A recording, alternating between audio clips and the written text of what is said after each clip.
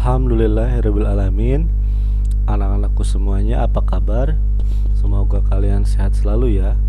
Bertemu lagi di pelajaran sosiologi kelas 10 untuk tingkat madrasah aliyah MA atau SMA. Kali ini kita akan membahas tentang fungsi sosiologi untuk mengenali gejala sosial di masyarakat. Nah, untuk materi kali ini kita akan bahas menjadi beberapa sesi. Dan di sini kita fokus untuk membahas fungsi dari sosiologi. Untuk gejala sosialnya akan kita bahas di video selanjutnya. Masih bersama saya Muhammad Aris, guru sosiologi kalian semua. Baik, sebelum kita mulai belajar, Bapak akan memberikan kontrak belajar ya, agar pembelajaran menjadi lebih maksimal. Yang pertama, kalian harus membuat resume atau rangkuman minimal 2 lembar atau 4 halaman dari buku sosiologi atau buku LKS yang kalian punya, sehingga kalian bisa membaca, bisa mempunyai wawasan, sehingga ketika kita memulai belajar ada beberapa yang kalian bisa tangkap sehingga bisa lebih mudah materinya. Yang kedua adalah kalian harus memiliki buku catatan. Ingat ya, buku catatannya harus sudah disampul. Yang ketiga, selama mengikuti kegiatan pembelajaran online ini, kalian harus lakukan dengan baik agar mendapat hasil yang maksimal. Dan yang keempat adalah kalian boleh mencatat materi-materi yang ada di dalam pembelajaran online ini dengan baik bila diperlukan. Baik, yang pertama adalah hakikat manusia sebagai makhluk individu dan makhluk sosial. Jadi manusia secara pribadi itu bisa bersifat individu, juga bisa bersifat sosial. Bila dia bersifat individu, berarti dia bersifat sendiri. Jadi manusia secara pribadinya sendiri disebut dengan manusia sebagai makhluk individu. Contohnya adalah ketika seorang pemain sepak bola dalam pertandingan dia bermain secara berkelompok. Namun dalam kesehariannya, misalkan saat dia sedang makan atau saat dia sedang membaca, dalam keadaan sendiri, nah manusia itu berperan sebagai makhluk individu, sehingga dia tidak bersama atau tidak memerlukan orang lain dalam melakukan aktivitasnya tersebut. Kemudian manusia juga pada hakikatnya sebagai makhluk sosial, dalam artian manusia tidak bisa hidup sendiri dalam memenuhi kebutuhannya. Seperti orang-orang di dalam pasar ya, ketika orang ingin memasak, ingin makan, perlu untuk membeli hal-hal yang bisa digunakan atau diolah untuk dimasak.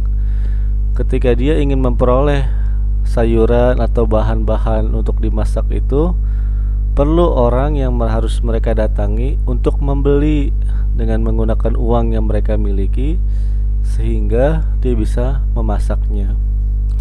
Ketika memasak pun butuh orang lagi. Misalkan ketika dia memasak, dia harus menggunakan kompor, dan kompornya itu harus menggunakan gas, dan dia juga harus beli ke warung dan lain sebagainya. Atau kegiatan-kegiatan yang lain yang tidak bisa dilakukan sendiri, misalkan kerja bakti, atau misalkan bekerja di tempat kerja, misalkan di kantor, ada bagian-bagiannya dan mereka saling bekerja sama. Itulah hakikat manusia sebagai makhluk sosial. Selanjutnya, kita akan membahas tentang sosiologi sebagai ilmu sosial. Dari tadi Bapak menyebutkan kata sosiologi, dan mungkin di antara anak-anak Bapak sekalian ada yang belum mengetahui apa itu sosiologi. Nah, Bapak akan bahas pengertian sosiologi dari Auguste Comte. Ini adalah foto dari Auguste Comte, salah satu ahli sosiologi.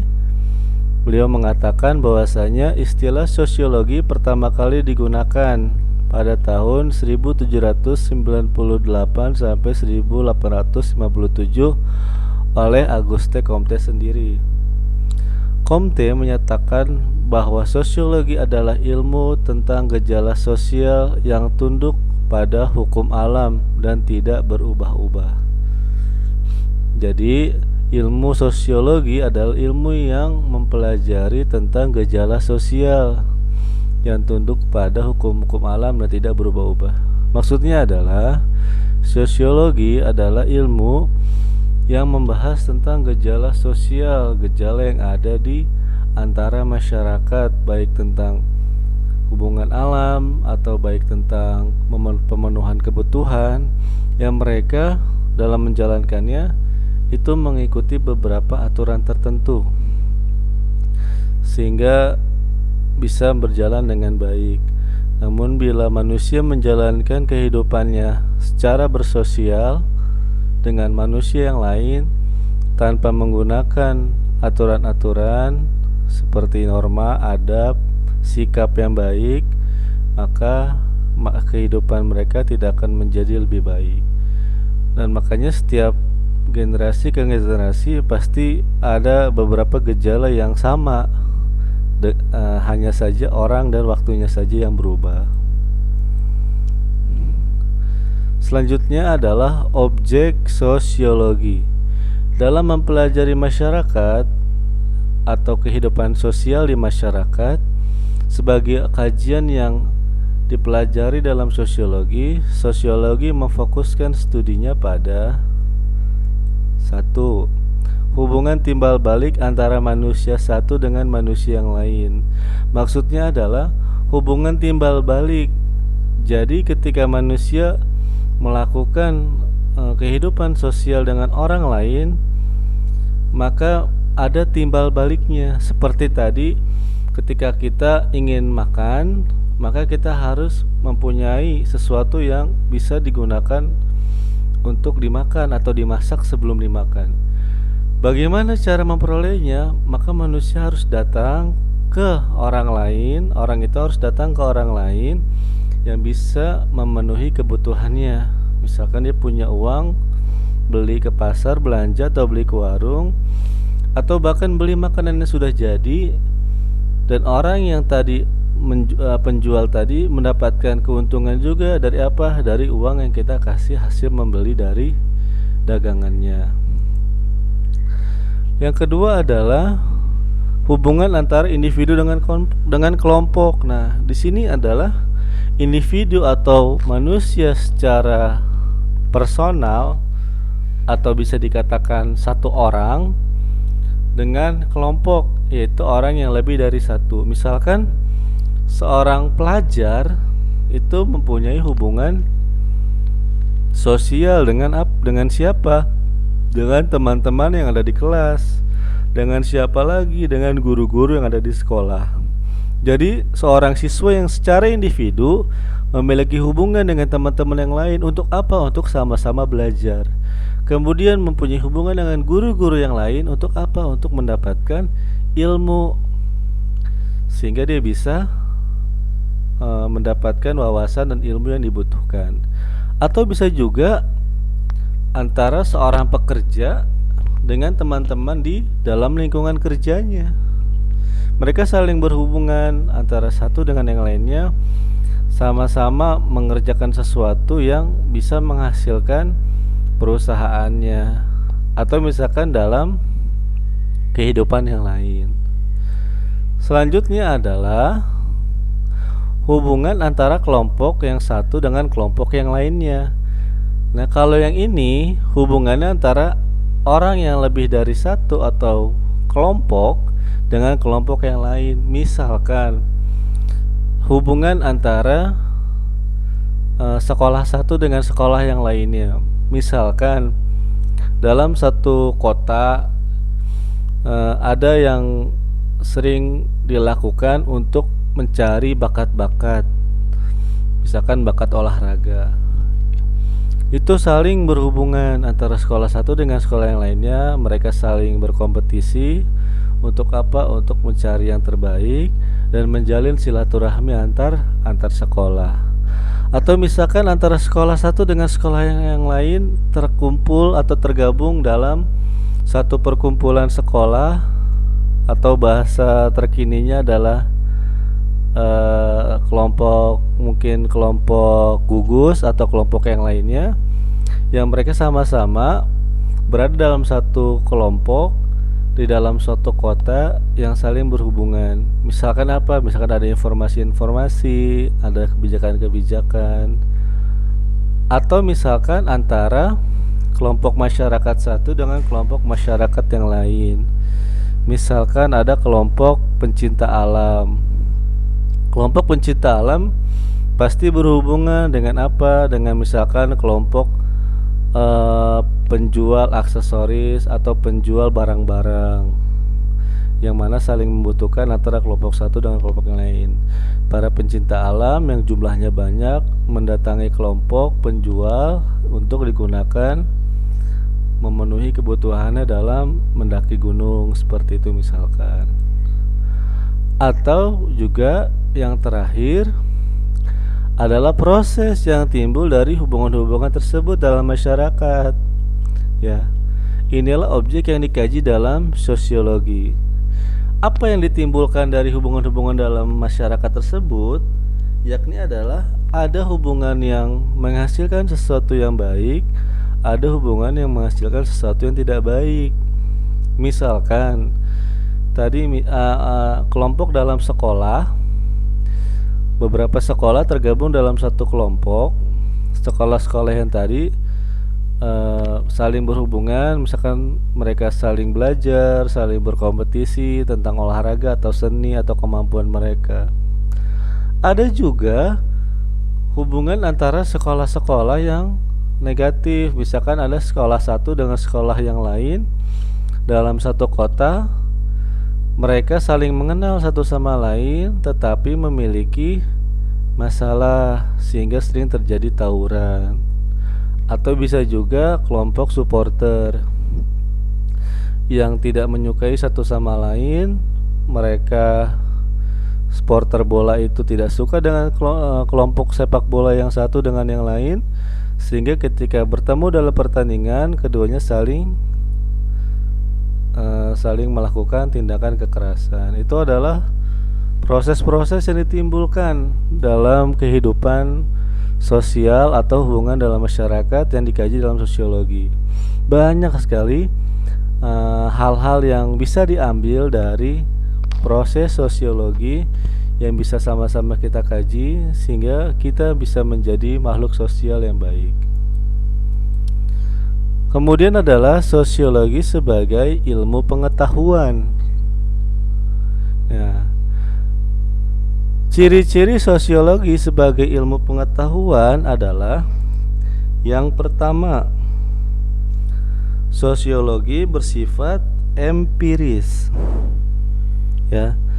Maksudnya adalah sosiologi sebagai ilmu pengetahuan didasarkan pada observasi terhadap kenyataan menggunakan akal, sehat, dan indera, sehingga hasilnya tidak bersifat spekulatif. Sebagai contoh, sosiologi mempelajari tentang fenomena penggunaan media sosial yang ada di masyarakat akhir-akhir ini. Ya, argumentasi yang muncul dari penelitian sosiologi tersebut, misalnya penggunaan media sosial yang terjadi di masyarakat sekarang, bila dilakukan secara berlebihan, bisa menimbulkan hubungan yang kurang baik antara individu satu dengan individu yang lain, atau individu satu dengan kelompoknya. Misalkan antara tetangga yang tadinya sering ngobrol bareng, atau misalkan bertemu saling menyapa, karena terlalu sibuk dengan penggunaan media sosial, mereka jadi jarang bertemu, ya, karena masing-masing terlalu sibuk dengan media sosialnya. Yang kedua adalah sosiologi sebagai ilmu yang bersifat teoritis. Ya, artinya adalah sosiologi sebagai ilmu pengetahuan selalu berusaha untuk menyusun abstraksi dari hasil pengamatan empiris. Abstraksi merupakan penarikan kesimpulan yang menjelaskan hubungan sebab akibat dari gejala-gejala sosial yang diteliti. Sebagai contoh, sosiologi menjelaskan adanya hubungan yang signifikan antara penggunaan media sosial yang berlebihan dengan tingkat sosial atau tingkat hubungan sosial yang kurang baik.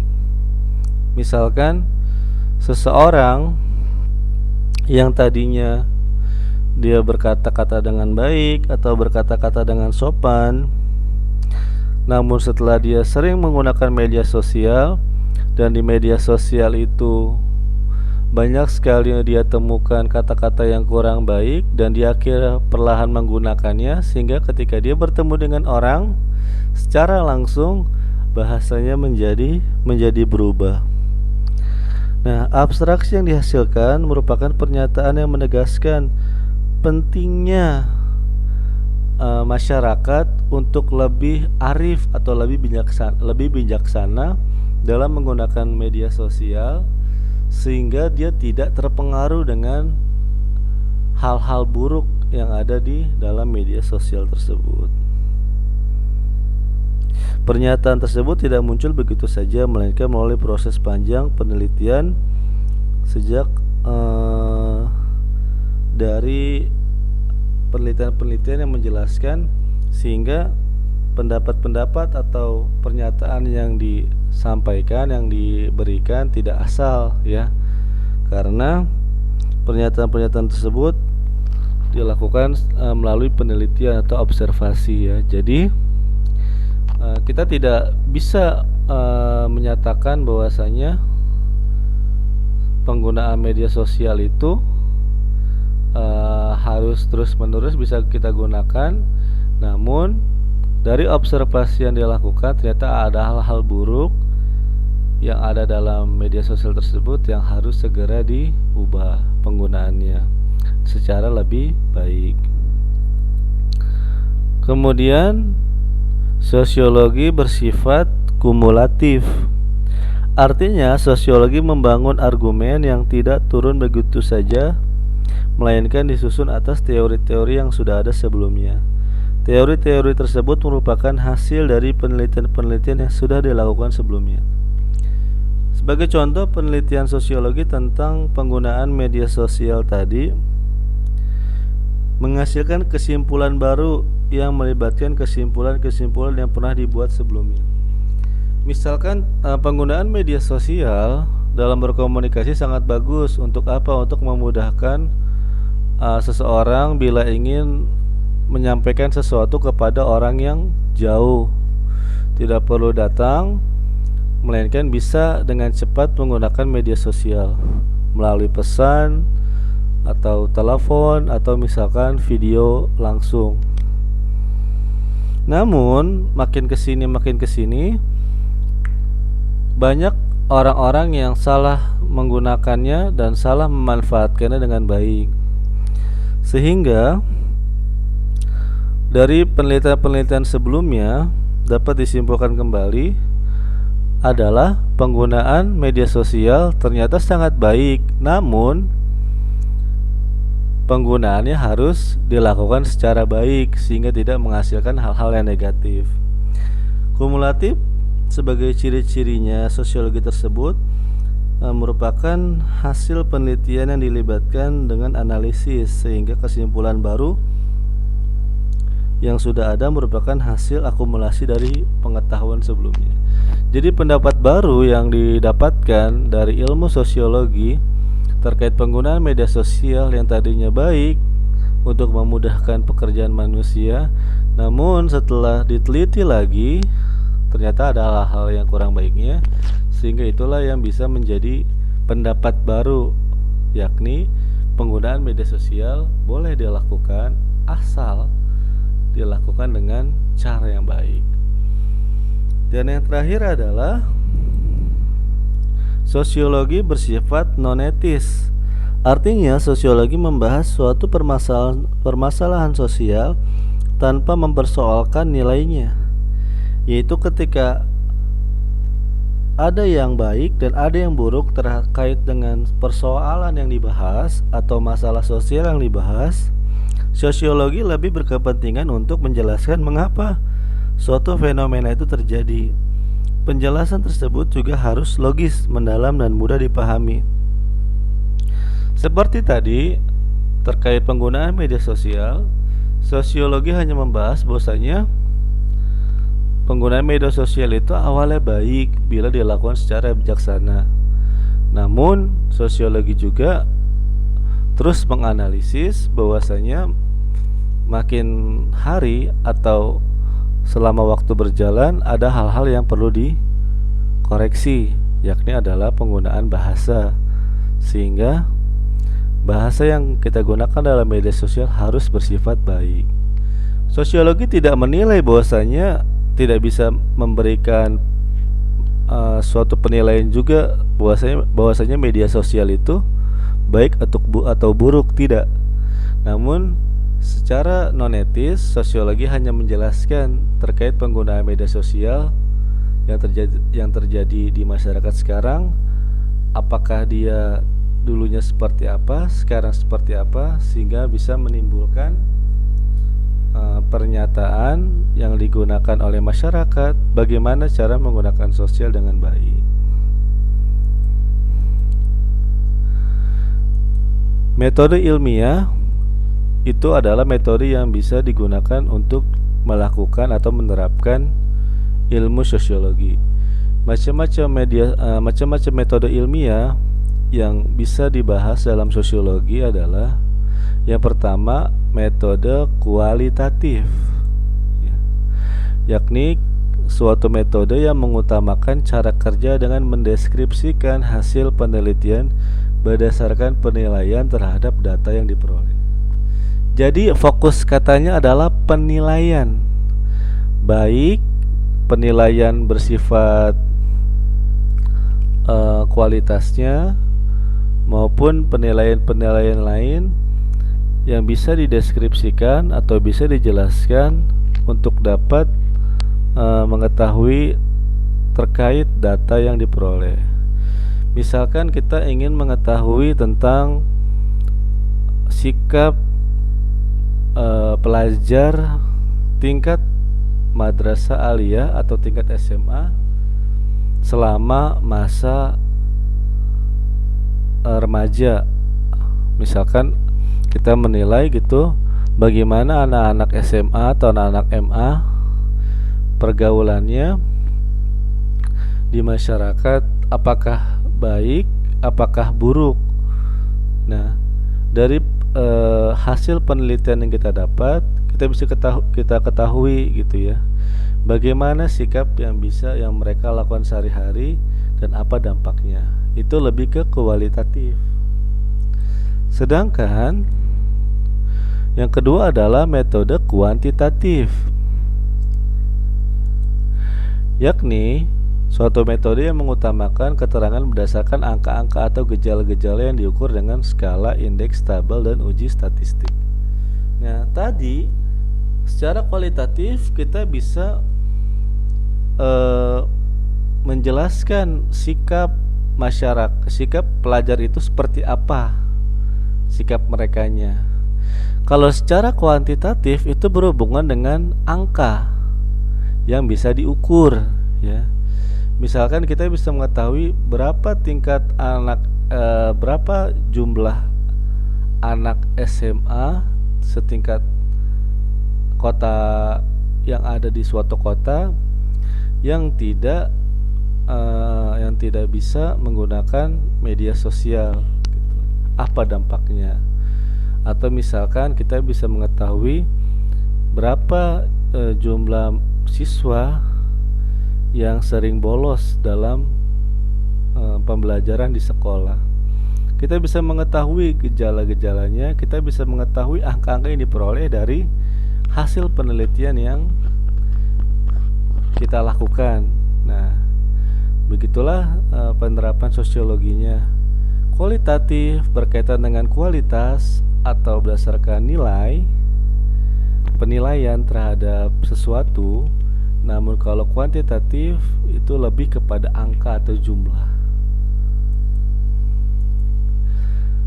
Selanjutnya adalah peran dan fungsi sosiologi. Yang pertama, sosiologi bisa berperan sebagai ilmu riset. Ya, seperti ini ada seorang dosen yang menjelaskan tentang penelitian kepada mahasiswanya. Ilmu riset itu bisa diterapkan dalam sosiologi untuk dapat mengetahui keadaan sosial yang ada di masyarakat. Misalkan adalah kita meriset atau meneliti tentang kualitas hubungan sosial yang ada di masyarakat perkotaan. Atau misalkan kita ingin mengetahui tentang sikap sosial masyarakat yang ada di pedesaan.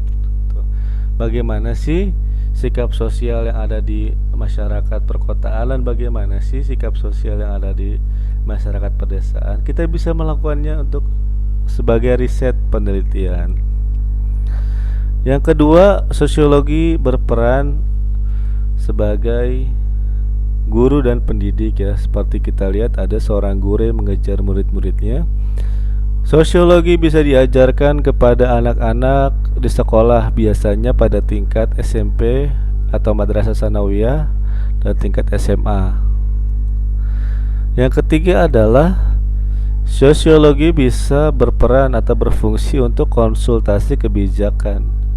Misalkan ketika pemangku kebijakan, pemerintah atau orang-orang terkait yang membutuhkan saran terkait keadaan sosial bisa mendatangi sosiolog atau ahli sosiologi atau peneliti sosiologi atau pengamat sosial untuk dimintai pendapatnya bagaimana cara menangani masyarakat, bagaimana cara menerapkan kehidupan yang baik sehingga bisa memutuskan keputusan yang baik dari hasil konsultasi dengan ahli tersebut. Dan yang terakhir adalah sosiologi sebagai praktisi. Sebagai contoh di sini ada foto Bapak Selo Sumarjan, ya, ini ahli sosiologi dari Indonesia yang menjadi praktisi sosiologi, juga sebagai ahli, juga sebagai penulis berbagai buku yang membahas sosiologi. Jadi praktisi sosiologi berperan penting dalam menentukan suatu kebijakan, berperan penting dalam membantu memberikan saran sumbangsihnya kepada masyarakat bagaimana cara berkehidupan sosial yang baik. Baik, itulah materi yang Bapak bisa sampaikan pada pertemuan kali ini. Banyak sekali sumber-sumber yang bisa anak-anakku semua cari untuk lebih memperdalam ilmu sosiologi. Juga kepada bapak-bapak, ibu-ibu guru juga bisa. Salah satu sumber yang saya ambil adalah dari www.smartsociology.com yang ditulis oleh Kun Mariati dan Juju Suryawati. Kepada anak-anakku semuanya, terima kasih banyak sudah menyaksikan atau sudah menyimak materi yang Bapak sampaikan. Mudah-mudahan apa yang Bapak sampaikan bisa diterima dengan baik. Mohon maaf bila dalam penyampaiannya masih banyak kesalahan-kesalahan dan kekeliruan. Mudah-mudahan teman-teman masih semangat, terutama teman-teman guru dan para orang tua dalam menyikapi pembelajaran selama masa pandemi ini. Dan anak-anakku semua jangan lupa untuk tetap semangat dalam belajar dan tetap membantu kegiatan orang tua di rumah. Tetap semangat, jangan lupa bahagia untuk hari ini. Terima kasih banyak. Assalamualaikum warahmatullahi wabarakatuh.